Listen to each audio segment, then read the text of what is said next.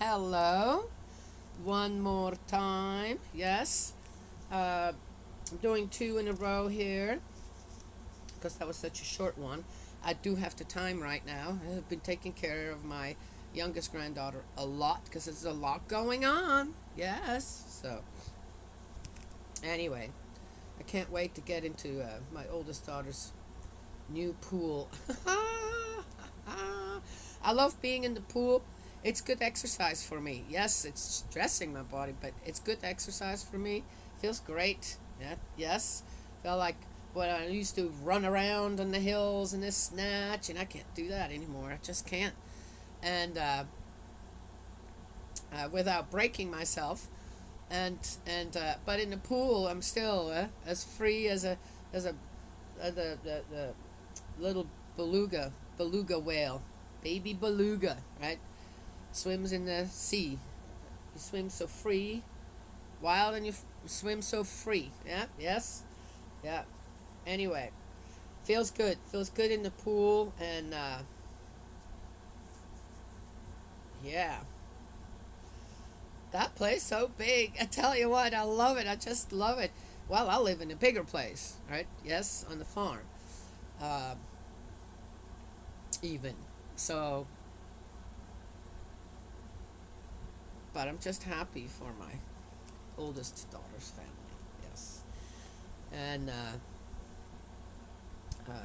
my son-in-law, they were moving the last couple of days, the hottest days of the year. They're moving, right? Yes. Well, it's always like that, right? It is what it is. And my son-in-law works for a forestry, not forestry, but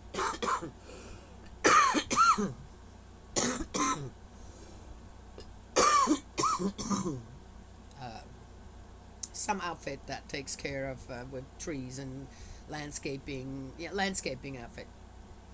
And he's the manager there. He runs everything basically, and his whole crew from there was there helping, and and fabulous people. They're fabulous people, just amazing. They're like family too. Yeah, yeah. You could just tell they're like family, and they were, yeah. It was like tuck, right? Everything went just fabulous. So there is that. Hardworking. The rewards are endless. Treat the people right around you. The rewards are endless. Yes. Right? Okay, let's get going in Ezekiel 16, an allegorical history of Jerusalem. Oh, which reminds me of another thing that I saw. Might talk about it at the end. This is a long one. The word of Yahweh was addressed to me as follows: Son of man, confront Jerusalem with her loathsome practices. Say, the Lord Yahweh says this: by origin and birth you belong to the land of Canaan. Your father was an Amorite and your mother a Hittite. But the land of Canaan was also populated already before the Israelites got there. Always by origin and birth you belong to the land of Canaan. I don't know. I find it interesting here too, and July 4th is coming up when the people, it's 250 years of what exactly? I'm just saying, not against it. I'm a patriot of this country. I love this country. I love the USA. But this country here has existed for a lot longer with people populated. And I find it a bit ignorant and narcissistic of people when these things come up. I'm just saying, right? It is what it is. I have to often stop myself from saying, "Hey, wait a minute, you're saying this wrong."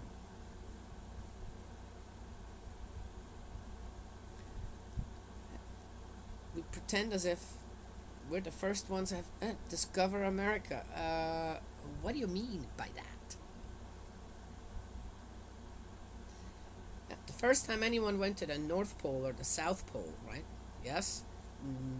no one ever before of the maybe native people that have lived close to the South or North Pole, nobody's ever been there from there?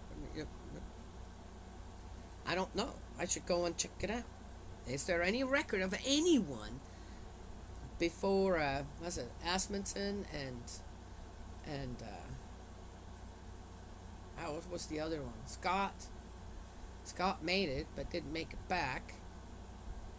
Perry. Right?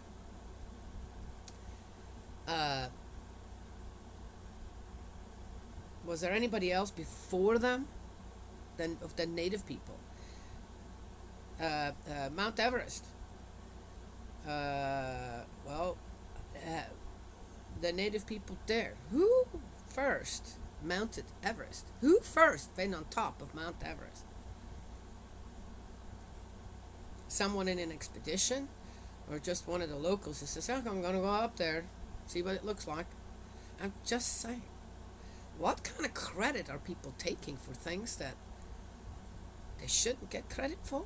Or rather, why are you pretending like you were the first? Just saying. As if. It's a bit hypocritical, isn't it? I'm just saying, okay? Anyway.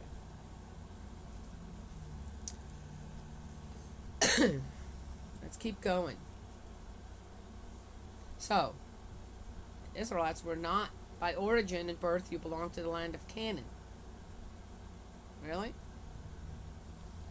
Your father was an Amorite and your mother a Hittite. At birth, the very day you were born, there was no one to cut your navel string, or wash you in water to clean you, or rub you with salt, or wrap you in swaddling clothes. No one looked up at you with pity enough to do any of these things out of sympathy for you. You were exposed in the open fields in your own dirt on the day you were born. I have no idea what that means exactly, but okay. I saw you kicking on the ground in your blood as I was passing, and I said to you as you lay in your blood, live. And I made you grow like the grass of the fields. You developed, you grew, you reached marriageable age. Okay, it seems like they're talking about one person here, but we know that's not true. But still, they're talking about one person here. Or one people, one particular nation that was struggling. God saw it and says, okay, I'm going to make you my people. Is that what's meant here? Why not say it that way? This is very confusing, right? Yes? And how are people at that time going to understand anything like this? What do you mean I was laying in my own blood and you walked past and you... What does that even mean? What does that even mean to Ezekiel? So he's a prophet. The prophet means he's for the people, right? He is receiving stuff so he can give it to the people. Yes? Well, does he even get it? Does he even get this? What God's here supposedly talking about, if it's even coming from God. Well, if it's just a message for him, why does it have to be in here? It doesn't make any sense, does it? Your breasts became firm and your hair grew richly, but you were stark naked. Then I saw you as I was passing. Your time had come, the time for love. I spread my cloak over you and covered your nakedness. I gave you my oath. I made a covenant with you, declares the Lord Yahweh, and you became mine. I bathed you in water. I washed the blood off you. I anointed you with oil. I gave you embroidered dresses, fine leather shoes, a linen headband, and a cloak of silk. How's God doing all that? How would you be...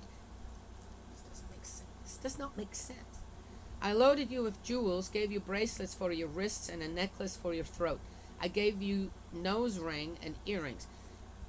I put a beautiful diadem on your head. You were loaded with gold and silver and dressed in linen and silk and brocade. Also, are we talking about a guy or a woman, a man or a woman, or both? Seems like intermittent. We're talking about both. Your food was the finest flour, honey, and oil. You grew more and more beautiful, and you rose to be queen. Well, that's definitely a woman. The fame of your beauty spread through the nations, since it was perfect, because I had clothed you with my own splendor, declares the Lord Yahweh. Obviously, he's talking about Jerusalem here. Okay, I got it. Still... Why? Don't get that. But you became infatuated with your own beauty and used your fame to play the whore. lavishing your debauchery on all comers. That must be talking about the kings. The kings did that. It's just Jerusalem is the whole of a people, and this is talking definitely about the kings. But if you don't know anything beforehand on the history of Israel, this would not make any sense. But if you pull in on how God said, well, you want kings? Well, that's fine. But I'm telling you what, things are going to become a mess. That could be it, right? Yes. Well, it could be. I don't know. Not really explained. It just says. There's nothing really explained. It just says. You took some of your clothes to make for yourself high places bright with colors, and there you played the whore. You also took your jewelry, made with my gold and silver which I had given you, and made yourself male images to serve your whorings. You took your embroidered clothes and used these to dress them up, and you offered them my oil and my incense, and the bread I gave you, the finest flour, the oil and honey with which I fed you. You offered them as a pleasing smell. Another thing that comes to my mind right now is, wow, is this how men suddenly started seeing women, if they were actually reading this, and Christians, and so that women needed to be oppressed so they didn't become like this? Or good excuse to make women lesser because of a reading in the Bible. Yes? Keep them in check. Well, men can whore around all they want. People say very little about it. If a woman does it, she becomes a whore. Right? Yes? Still like that. Isn't it? Interesting. Just saying. What is more, declares the Lord Yahweh, you took the sons and daughters you had borne me and sacrificed them as food to the images. Was not your whoring enough in itself for you to slaughter my children and hand them over to be burnt in their honor? And in all your loathsome practices and your whorings, you never called your early days to mind, when you were stark naked, kicking on the ground in your own blood. To crown your wickedness, disaster upon you, disaster, declares the Lord Yahweh. You built yourself a mound, had made yourself a high place in every open space. At the entry to every alley, you made yourself a high place, defiling your beauty and opening your legs to all comers in countless acts of fornication.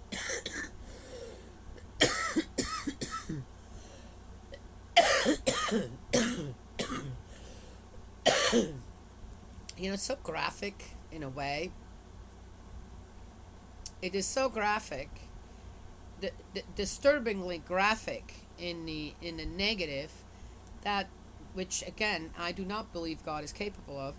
That again you have to wonder where Ezekiel's mind truly lay when he was trying to convey a concern. Yes? You have also fornicated with your big-membered neighbors, the Egyptians. See, because right here, because again, we're not talking about physical relationships between people. We're talking about the relationship that the Israelites are supposed to have with God and the covenant that they made, and instead of with all the neighboring, as I said, starting to self-serve themselves, and then have that give and take with here the Egyptians, the Chaldeans, the Philistines, and right, which then, in order to please them, what did they all do? The Egyptians provoking my anger with further acts of fornication. So now I have raised my hand against you. I have cut down on your food. I have put you at the mercy of your enemies, the Philistine women, who blush at your lewd behavior. Still unsatisfied, you prostituted yourself to the Assyrians. You played the whore with them, but were not satisfied even then. So now we're talking about the men. Okay. You committed further acts of fornication in the country of merchants with the Chaldeans, and these did not satisfy you either. How simple minded you are, declares the Lord Yahweh. For although you do all the things that a professional prostitute would, in building a mound and making yourself a high place in every street, you do not act like a proper prostitute because you disdain to take a fee. An adulteress welcomes strangers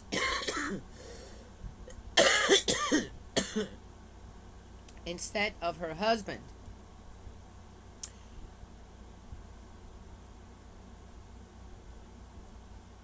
That's interesting. It could go the other way around too, right? But the adulteress welcomes strangers instead of her husband. That's a very interesting phrase when you think about the relationship that the Israelites should be having with God and the relationship the Israelites are having with everyone around them. All prostitutes accept presents, but you give presents to all your lovers. You bribe them to come from all over the place to fornicate with you. Again, what did I say here just a bit ago? Why not call it what it is? The Israelites betrayed God, abandoned God for what they thought would be better for them. See, I said that in what, 2 sentences, and here we have to go through this whole big thing of, my gosh, that's what's on your mind, Ezekiel, really? Can't you just give it to the people as it is and say it out as it is? Why go about this roundabout way? Don't we all do that?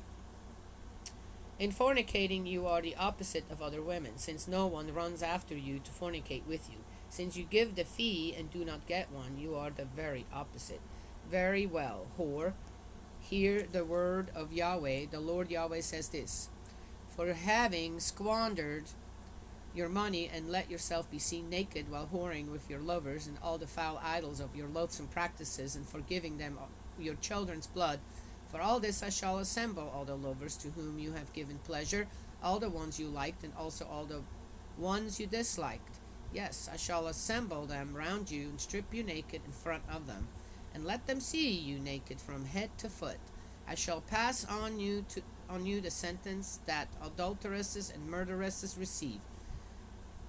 See, there's what about adulterers and murderers? It's just adulteresses and murderesses receive. Oh, it's because we're talking about Jerusalem, and Jerusalem is always addressed as a her. Oh, okay. Oh, I got it. Oh, I shall hand you over to their jealous fury. Oh, which then means that really, when it comes down to the female version of everything, is way more important to God.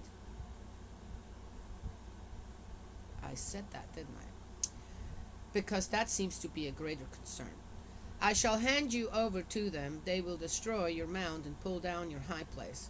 They will tear off your clothes, take away your jewels, and leave you stark naked. Then they will call an assembly citizens to deal with you. Who will stone you to death and hack you to pieces with their swords, and burn down your premises and execute justice on you, while many other women look on. And I shall put an end to your whoring. No more paid lovers for you. Once my fury is exhausted with you, then my jealousy will leave you. I shall be calm and not angry any more, since you never called to mind your early days and have done nothing but provoke me. Now I, in my turn, shall bring your conduct down on your own head, declares the Lord Yahweh. I said something about that was in the last video. A parent and Heavenly Parent is our ultimate parent. Done. Don't discuss this with me. Don't argue with me about it. You can think about it whatever you want. That is my absolute strongest belief. Our ultimate parent. And a parent, a good parent, and God, no doubt, is the most amazing parent as a father or a mother. That's it. Don't go any other way. You must believe that. Then you know, as a good parent yourself, you would never abandon your children completely. You would never, right? Sometimes you have to let them go, let them do their own thing. That does not mean that they are abandoned. As a good parent, you will always be there for them when they start to see the light. Does this sound like a good parent to you right here? To his own people? Huh? No. It's not coming from God. Have you not? So that's what I'm saying. This is not coming from God. This is just somebody, I don't know, not sure. Ezekiel definitely mad. He's upset. He's the one who's mad and upset. Right? Have you not added? I don't know why. Maybe he's not getting his share anymore. Have you not added this lewd behavior to your other loathsome practices? So now all dealers in Proverbs will apply this one to you. Like mother, like daughter. Yes, you are a true daughter of your mother, who hated her husband and her children. You are a true sister of your sisters, who hated their husbands and their children. Your mother was a Hittite and your father an Amorite. Ooh, pointing fingers at other people. I mean, even, this is where racism started too. Okay. Your elder sister is Samaria, who lives to the north of you with her daughters. Your younger sister is Sodom, who lives to the south of you with her daughters. Now we're talking about towns again. Or, yeah. You never failed to imitate their behavior and copy their loathsome practices, and soon your behavior was more corrupt than theirs was. As I live, declares the Lord Yahweh. Wow. Jerusalem was worse than Sodom and Gomorrah? Whoa. As I live, declares the Lord Yahweh, your sister Sodom and her daughters never did what you and your daughters have done. The crime of your sister Sodom was pride, gluttony, calm complacency. Such were hers and her daughters' crimes. They never helped the poor and needy. They were proud and engaged in loathsome practices before me, and so I swept them away, as you have seen. And yet Samaria never committed half the crimes that you have. You have done more loathsome things than they have. By all your loathsome practices you have made your sisters seem innocent, and now you bear the shame of which you have freed your sisters, since the sins which you have committed are more revolting than theirs. They are more upright than you are, so now bear the disgrace and shame of having put your sisters in the right. Dear Lord,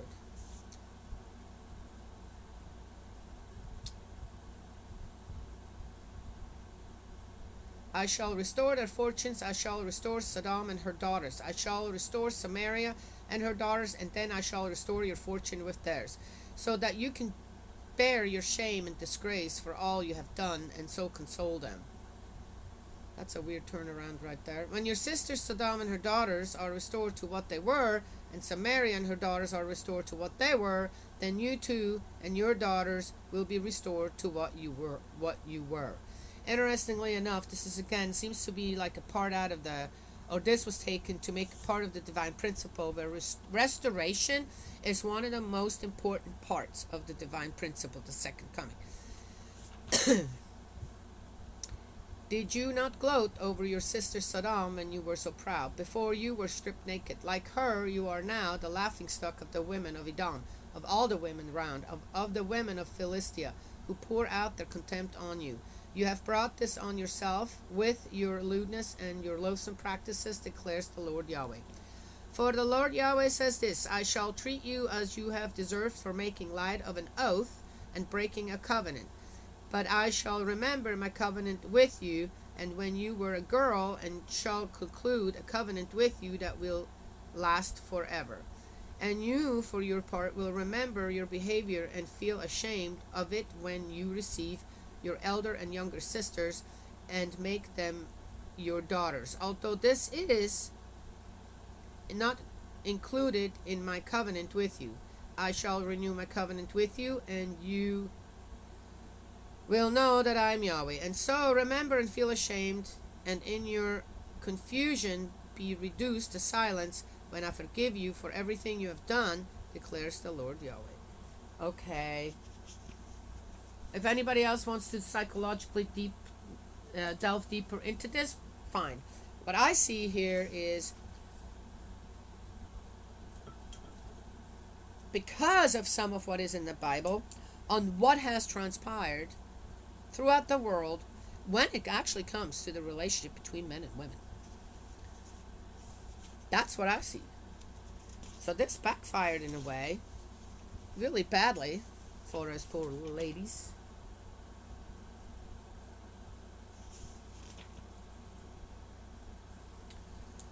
But so be it, right? Yes, yeah.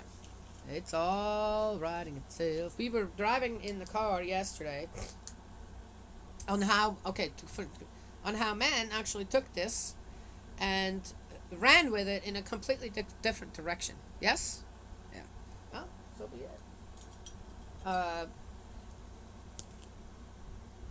I see the world changing. Yes, I know it's very difficult for a lot of people to see it, but I do. One thing was yesterday. Um, I love. I used to listen to K Love all the time because of the songs, all the Christian songs. You know, I loved. I've always loved our church songs. Growing up in the Catholic Church, I loved the singing. I loved the singing, and yes, you betcha, I belted it out. Even as a kid, I loved it, loved it. I loved the songs. I loved most of the songs. They were so dear to my heart. Then in the Family Federation for World Peace, when I joined there, loved the songs. Then suddenly there were all these Christian songs out there. These groups that sang all these amazing Christian songs, kind of in a hip hop style or whatever. Yes, it was. Then I heard even some rap songs. Oh wow, they're actually really nice songs. I even like the rapping style in it. Yes, positive. When music becomes positive, then it doesn't become what I don't like. Okay. Yesterday we were in the car and driving, and my oldest granddaughter says, "Hey, Grandma, Rosie, I bet you love this song." I'm listening to it. I'm going, okay, well, not too. Then kept listening. I'm going, oh, wow. So it's this group out there. I can't remember the name. It's a rap group, and they sing all about God and Jesus. That's it. Joseph something, I think, is his name. And my whole family, they loved it. They all sang along in the car. I'm listening. This is the first time I heard them. And we don't listen to a whole lot of music at home here. We're too busy otherwise. But in the car, I'm going, oh, I love it. Oh my gosh, this is amazing. And I'm just sitting there and I just listen to them all sing, even the little one, to this rapper, hip hop rapper, I don't know, to this song singing about Jesus and the light and the this and the that. And I said, that was actually really good. And my daughter says, yeah, we love him. We all love him in our family. Wow. Been here for over a year, almost 2 years now. And first time I heard. Yes. And I loved it. So I don't know, maybe he's a newer artist that, just came out or this or that. But my family loves him. Music going in the right direction. Yes? Anyway. All right. That's all I have.